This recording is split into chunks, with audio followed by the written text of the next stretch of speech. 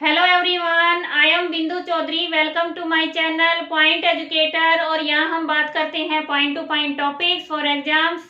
आज साइकोलॉजी में ऐसा ही एक इम्पोर्टेंट टॉपिक लेकर आई हूँ जो सीडीपी का मोस्ट इम्पोर्टेंट टॉपिक है, क्योंकि टीचिंग और लर्निंग एक ही सिक्के के दो पहलू हैं। टीचिंग के बिना लर्निंग अधूरी है और लर्निंग के बिना टीचिंग अधूरी है।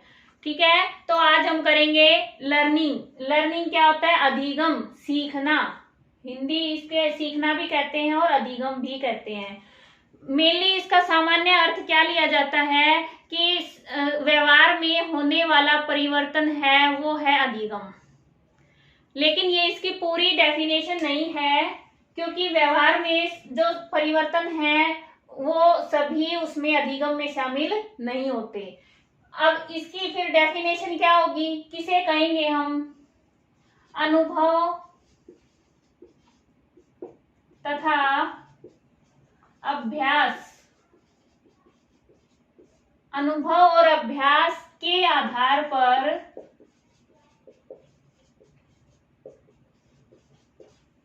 व्यवहार में होने वाले अपेक्षाकृत स्थायी परिवर्तन को अधिगम कहते हैं। अब ये डेफिनेशन अगर आप समझ लेंगे, याद कर लेंगे, तो आपको पूरा अधिगम है वो समझ में आ जाएगा। क्या कहना चाहते हैं कि अनुभव, इसका मतलब इसकी विशेषताएं बता रहे हैं कि सबसे पहले उसमें अनुभव होना चाहिए शामिल। एक्सपीरियंस से व्यवहार में परिवर्तन होगा। फिर है अभ्यास। सेकंड इसकी क्या विशेषता हो गई? अभ्यास के आधार पर प्रैक्टिस करेगा तभी उसमें वांछित परिवर्तन होगा। व्यवहार में होने वाले अपेक्षाकृत स्थायी परिवर्तन। अब अपेक्षाकृत का क्या मतलब है? स्थायी अकेला क्यों नहीं बोला, अभी समझाती हूं मैं। अपेक्षाकृत स्थायी परिवर्तन होते हैं। स्थायी होता है स्थिर, जिसको चेंज नहीं किया जा सकता। लेकिन ये क्या है? ये स्थायी तो है, लेकिन इसमें चेंज संभव है, पॉसिबल है।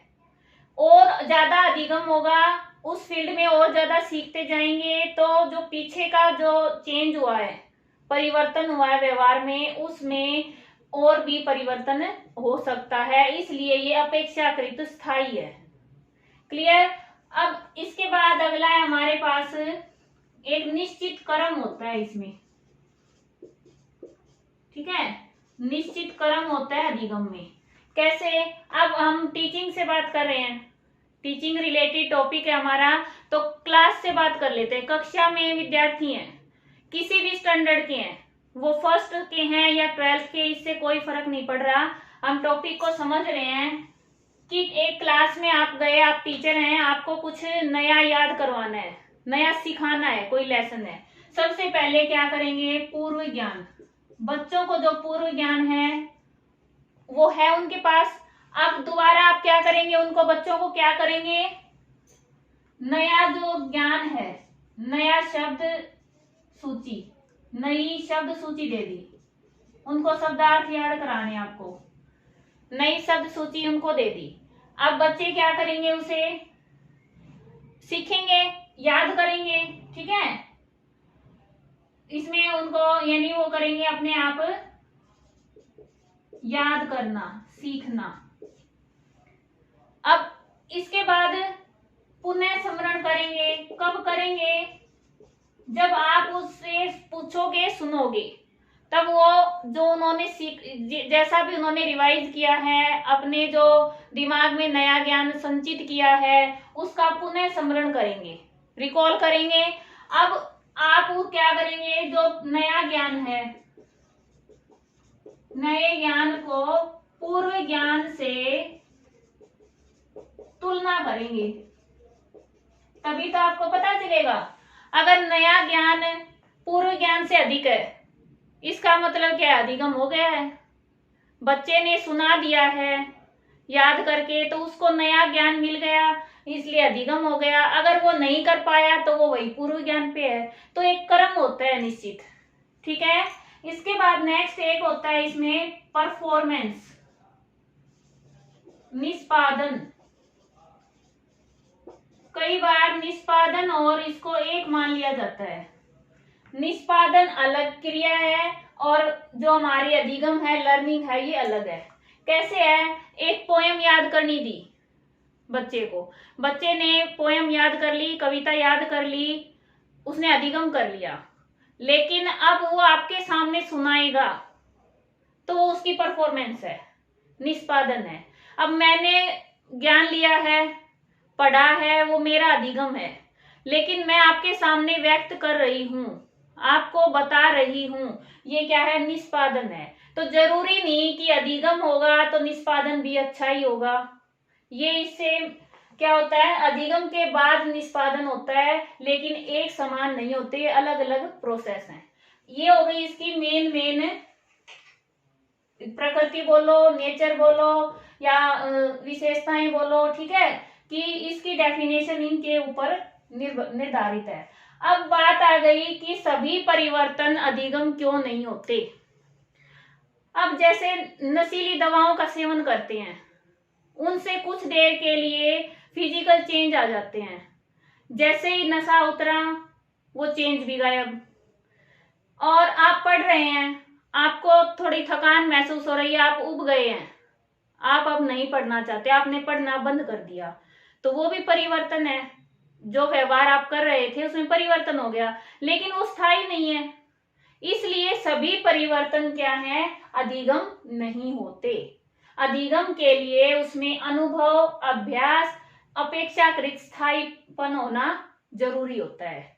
और जो ऐसे परिवर्तन समाज में, वातावरण में रहने के लिए एडजस्टमेंट में सहायक हों, समायोजन में सहायक हों। क्लियर है इतना?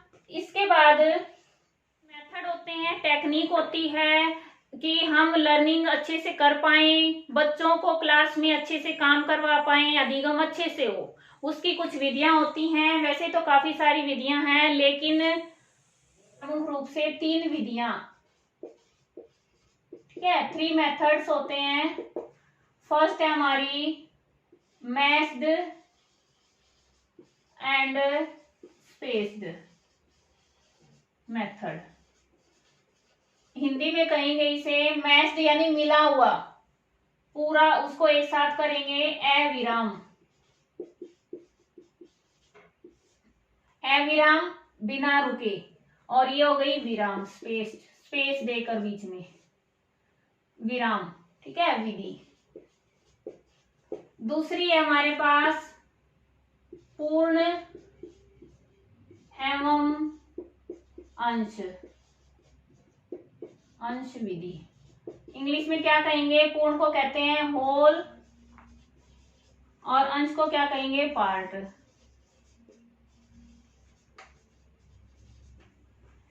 थर्ड है हमारे पास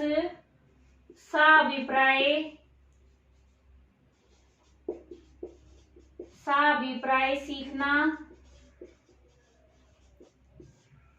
या फिर प्रासंगिक सीखना।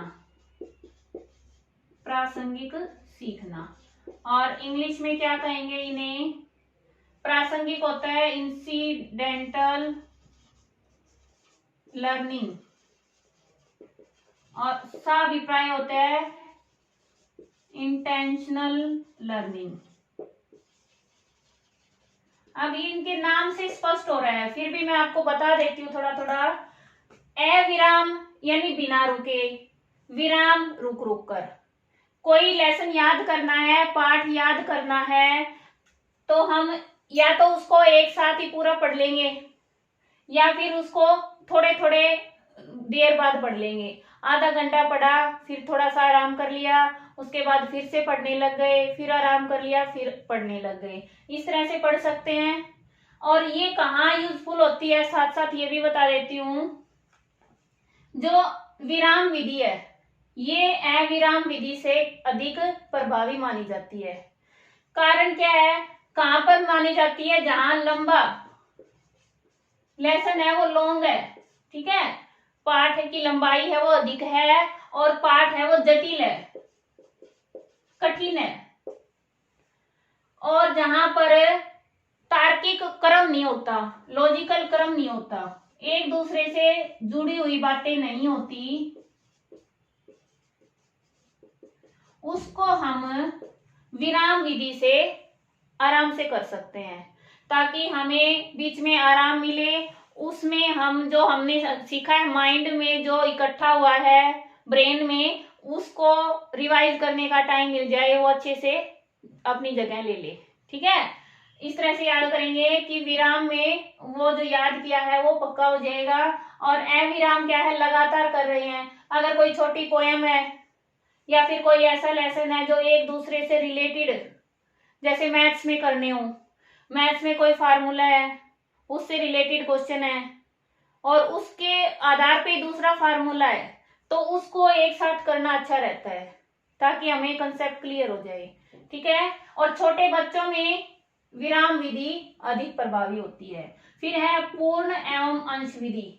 पूर्ण यानी पूरा, पूरा लेसन एक साथ पढ़ना, और अंश विधि उसके टुकड़े टुकड़े। अब मान लीजिए कोई पोएम याद करवानी है बच्चों को, उसके 6 स्टैंजा हैं, अगर बच्चे को 6 स्टैंजा एक साथ दे देंगे तो उसे दिक्कत आएगी, और उसको पार्ट में कर दें, 2 स्टैंजा दे दें अंश करके, तो क्या करेगा बच्चा? आसानी से याद कर लेगा। तो ये भी वही है कि अंश विधि है बच्चों के लिए और पूर्ण विधि है बड़ों के लिए, वयस्क के लिए। और दूसरी बात ये है, अगर कोई पाठ नया है हमारे लिए, कुछ नया सीखना है, तो अंश विधि से अच्छा सीखा जा सकता है। और अगर उसको सीखे हुए को रिवाइज करना है, अब जैसे आप पेपर में कर रहे हैं, हर रोज अब थोड़ा थोड़ा पढ़ रहे हैं, पेपर से 2-3 दिन पहले या 5-7 दिन पहले आप क्या करेंगे? ज्यादा पढ़ेंगे, तो उसमें पूर्ण विधि का यूज करेंगे आप। इसके बाद है सह अभिप्राय सीखना, यानी कोई इंटेंशन होती है, अपनी इच्छा होती है, उद्देश्य होता है। अब एचटेट की तैयारी के लिए आपको साइकोलॉजी पढ़नी पड़ रही है ना, उद्देश्य है आपका टेस्ट पास करना, इसलिए ये क्या है? आपकी सह अभिप्राय सीखना, आपकी इंटेंशन है, आप सीख रहे हैं। अब है प्रासंगिक सीखना, इंसिडेंटल, अचानक से अपने आप ही सीख लें, कोई उस पर ध्यान नहीं है, कोई इच्छा नहीं है, कोई उद्देश्य नहीं है। अब कहीं बैठे हैं, मान लो हॉस्पिटल में बैठे हैं या किसी भी पार्क में बैठे हैं और सामने कोई गाड़ी खड़ी है, उस गाड़ी का नंबर कई बार दिमाग में ऐसे नजर पड़ी और हमने याद कर लिया, वो हो गया इंसिडेंटल लर्निंग। और ये क्या है? किसी उद्देश्य से सीखना। इसमें कौन सा अच्छा है? इसमें ये अच्छा है इंटेंशनल, जब उद्देश्य होगा तभी वो प्रभावी तरीके से सीख सकते हैं। ये तो इंसिडेंटल है, ऐसे ही सीख लिया और थोड़े दिन में भूल भी सकते हैं, क्योंकि इसमें हमने ध्यान नहीं दिया। और ये हम किसी उद्देश्य से सीख रहे हैं, इसलिए इसको अच्छे से सीखते हैं। उम्मीद है ये समझ आया होगा आपको। अब मैं आपको कराऊंगी विशेषताएं लर्निंग की। कई बार पेपर में सीधा वहीं से क्वेश्चन दे देते हैं, 4 ऑप्शन देते हैं और उनमें से सिलेक्ट करना होता है कि अधिगम के संदर्भ में कौन सा सही नहीं है या सही है। इस तरह से क्वेश्चन आता है। अब मैं आपको वही विशेषताएं करवाऊंगी। इनमें से मैं बता चुकी हूँ वही है, उनकी बस वर्डिंग चेंज हो जाती है। जैसे हमने अभी स्टार्ट किया था, learning is a continuous process. ये एक क्या है? कंटिन्यूअस चलने वाला, लगातार निरंतर चलने वाली प्रक्रिया है, क्योंकि जब से जन्म लेते हैं मरते तब तक अधिगम होता ही रहता है, सीखते रहते हैं। यूनिवर्सल प्रोसेस, सार्वभौमिक प्रक्रिया है, सभी में होती है। फिर है पर्पजिव एंड गोल ओरिएंटेड, लक्ष्य निर्देशित होती है और कुछ उद्देश्य होता है, उद्देश्य पूर्ण क्रिया है। फिर है ट्रांसफरेबल, इसका स्थानांतरण होता है। कैसे होता है? कि जो पहले सीखा हुआ ज्ञान है वो अगले ज्ञान में सहायक होता है। फिर है प्रोसेस ऑफ डेवलपमेंट, विकास का एक प्रोसेस है, ये प्रक्रिया है, विकास इससे प्रभावित होता है, तभी तो विकास होगा जब कुछ सीखेंगे नया। Product of activity and environment, environment और जो क्रिया है, मानवीय क्रियाएं हैं, उनका गुणनफल है ये क्या? सीखना।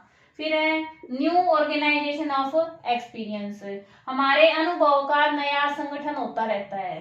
फिर है क्रिएटिव है, सृजनात्मक है, एक्टिव है, ठीक है। फिर लर्निंग इज एडजस्टमेंट, समायोजन है, अपना व्यक्ति का वातावरण के साथ समायोजन करने में हेल्पफुल क्या होता है, लर्निंग, सीखने से ही वो समायोजन कर सकता है। Helpful in achieving teaching learning objective, शिक्षण अधिगम जो प्रोसेस है, प्रक्रिया है, उसके उद्देश्य है किससे पूरे होंगे, जब लर्निंग होगी, तो इसलिए ये सहायक है। Related to individual and social need, अब व्यक्तिगत जरूरत होगी, जिस चीज की जरूरत होगी वो सीखेगा। सोशल नीड, सामाजिक जो आवश्यकताएं हैं उनके अनुसार भी सीखना संबंधित है। फिर है conscious and conscious as well as unconscious experience, जितना चेतन उसका एक्सपीरियंस अनुभव होता है उतना ही अचेतन अनुभव भी होता रहता है। Helpful in all round development, सर्वांगीण विकास में सहायक है। Total reaction of the individual to total situation, जो व्यक्ति है उसकी सभी सिचुएशन, परिस्थितियों के साथ ये एक मूलभूत प्रक्रिया है, मानव की मूलभूत प्रक्रिया है। इस तरह से क्या होता है, पेपर में इनमें से कोई भी 3 ऑप्शन दे दिए, एक अलग दे देते हैं, उनमें से सिलेक्ट करना होता है कि लर्निंग से कौन सा संबंधित नहीं है। एक बार थोड़ा सा पढ़ लेना, याद करने की कुछ ऐसी नहीं है, सिर्फ समझ लोगे तो भी आ जाएगा, ठीक है। और इसके बाद लर्निंग की जो थ्योरी है और जो कंडीशनिंग है, क्लासिकल कंडीशनिंग, ऑपरेंट कंडीशनिंग, ये सब, और ट्रांसफर ऑफ लर्निंग, इनकी भी मैं बहुत जल्दी वीडियो प्रोवाइड कराऊंगी आपको। और मिलते हैं नेक्स्ट वीडियो में नए टॉपिक के साथ। उम्मीद है समझ आया है, तो प्लीज लाइक और शेयर करें और कमेंट जरूर दें, ताकि मुझे पता चले कि मैं टीचिंग कर रही हूँ, उससे आप लर्निंग कितना कर रहे हैं, ठीक है। थैंक्स फॉर वॉचिंग, और हाँ, घंटी बजाओ, नोटिफिकेशन पाओ।